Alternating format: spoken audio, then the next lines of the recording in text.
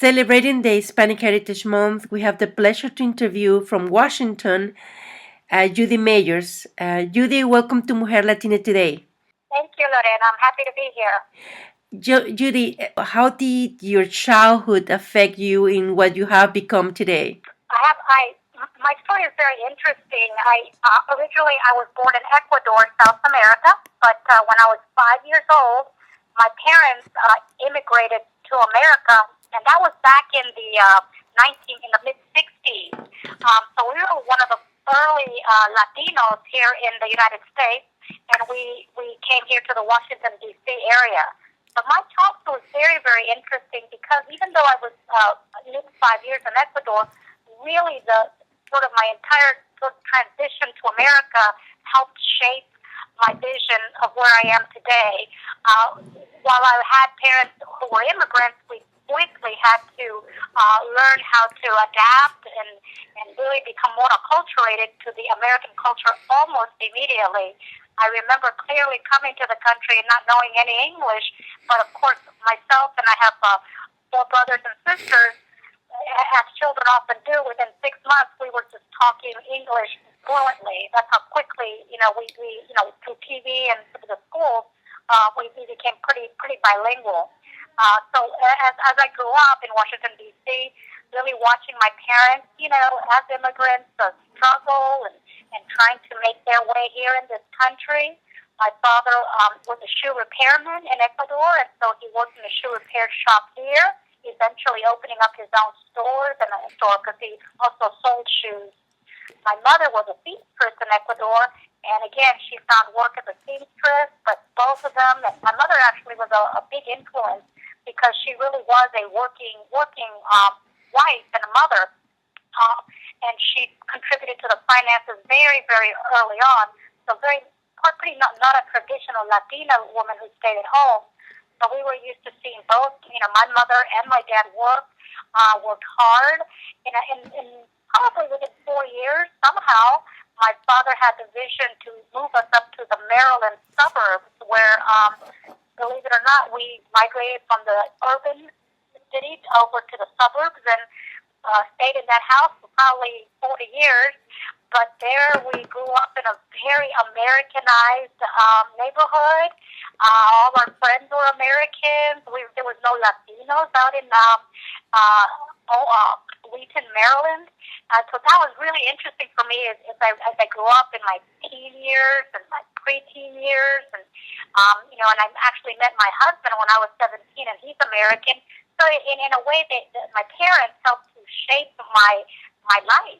They changed courses of my life by moving me to this country, taking me out of the urban city over to the suburbs, and their dream, as maybe sometimes early immigrants were, for us, for there's 4 girls and a boy, wanted us to marry an American.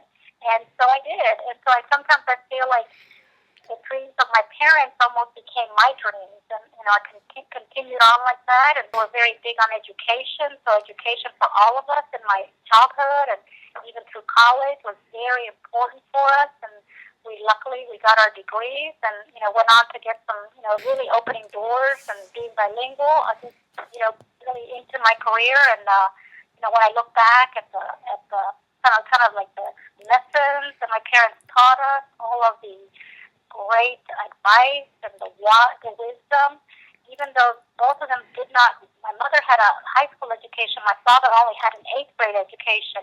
Somehow they taught me all the fundamentals of being a good leader, being sort of a solid citizen, and just really, really, continuing to dream big and have a better life for myself and, of course, the future, which was, eventually our kids.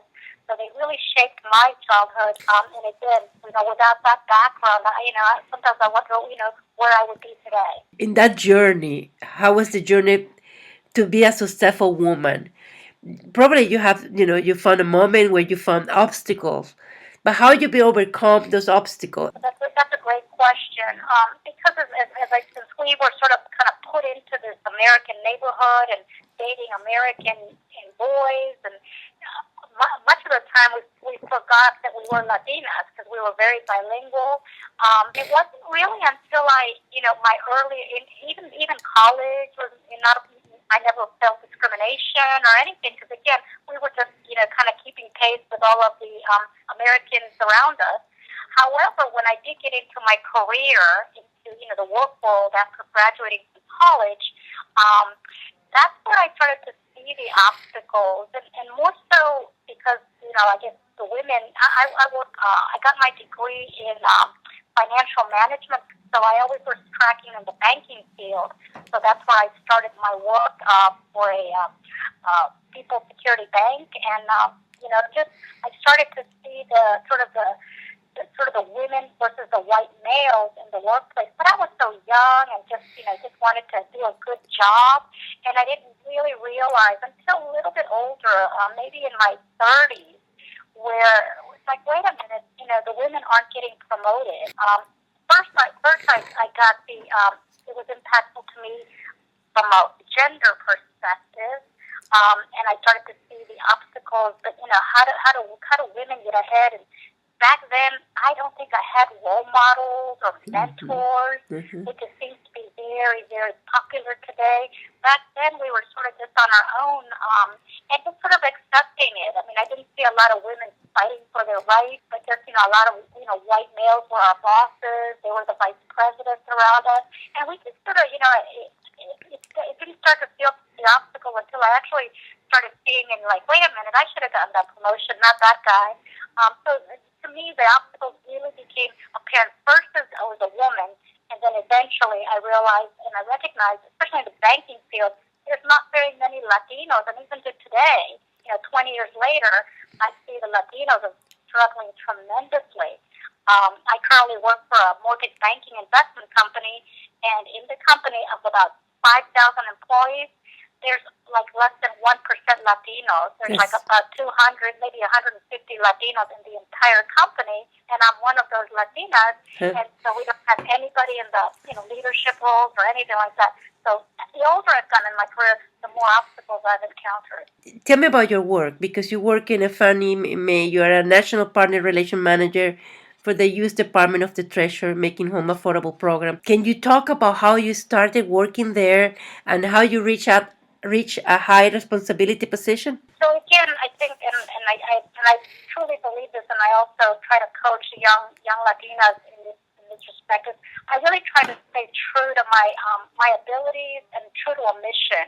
When I joined Fannie Mae about 17 years ago, I joined the investment company, the mortgage investment company, really to help families, the underrepresented families like Latinos and minorities and women's groups to achieve the dream of home ownership.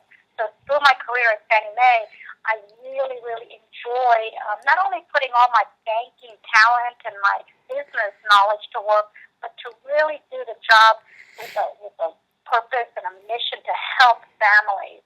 And I have stayed true to that career goal every single role I've had at Fannie Mae.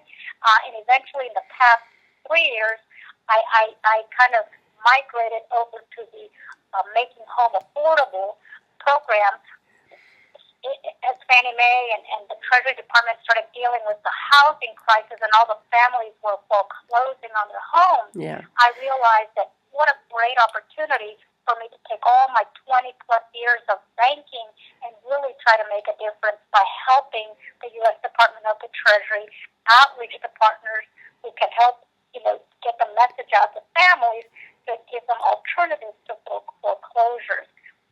About 70% of families today that lose their homes, 70% of them never reach out for help. They never call the counselor. They never call their lender. And my job is to make sure that we fix that by working through partners. As a matter of fact, this weekend I'm going to the Catholic Charities USA conference representing the U.S. Department of the Treasury. There's going to be about 2,000 attendees. These are folks that help families, and I'm going to be promoting the Making Home Affordable program and speaking about it in order for them to pass it along to their families. So for me, that has been an important success factor that even though, I've had my ups and downs in my career, I've always tried to take a role that is helping families, helping others, because sometimes in banking, you sort of get lost. You start making the big salary, you start to have titles, but then people forget that we're there to help others. me, it's always been about making sure any job that I have, there's sort of a reward at the end, and it's more fulfilling. And I try to teach that to my daughter and my son. Just, be proud of what you're doing. The money will come, but just be proud and focused. And the people actually recognize the passion that I have about the job when I speak about it. I feel like I'm being passionate about it now. And it's when you lose that passion, you need to move on to something else and make sure you find it. Judy, do you have a secret to success? Something that you work for you and that you would like to share with us? Absolutely. I think for me, and it's a great question because sometimes, we kind of keep going in our work and we never step back. So I really appreciate being able to reflect. I think for me, it's really about being true to yourself and not letting anybody deter you in your career and in your life goals. As you move up in the corporate ladder, as you move up in your business world or any job that you take, people are going to tell you things, hey, you have to kiss up to the boss, or hey, you have to know the unwritten rules, or hey, you need to take people's credit. They're going to give you all these tricks to getting ahead. And for me, none of those things ever rang true. When I tried to do them, they felt really bad. It wasn't me. It wasn't honest. And so for being Latina especially, you have a lot of integrity. And for me, I try to stay true to who I am. I have stayed focused on what my mission is. I try not to let what people say about me, deter me. There's going to be people that don't like you. There's some people that love you and promote you. Stay positive. I had a mentor once that told me, she said, surround yourself with genius. And for that, it was like I try to be with people that are positive, that can help me grow, and I try to not to be around the people that are negative or sometimes just mean to, sort of derail you in your career. I think you focus on that, stay true to who you are, follow your moral compass. If you know something is wrong, go with your gut feeling, don't go there. Keep focused. If after a couple of years your job doesn't feel right and it's not challenging you, again, listen to your gut feeling, move on to bigger and better things. And that to me has really helped me, not only in my career but also in my life. Don't complain, don't whine, fix it and move on and be happy in life. So Well, that's probably a lot of the secrets, but for me that's what has worked. thank you so much for giving us the opportunity to interview you.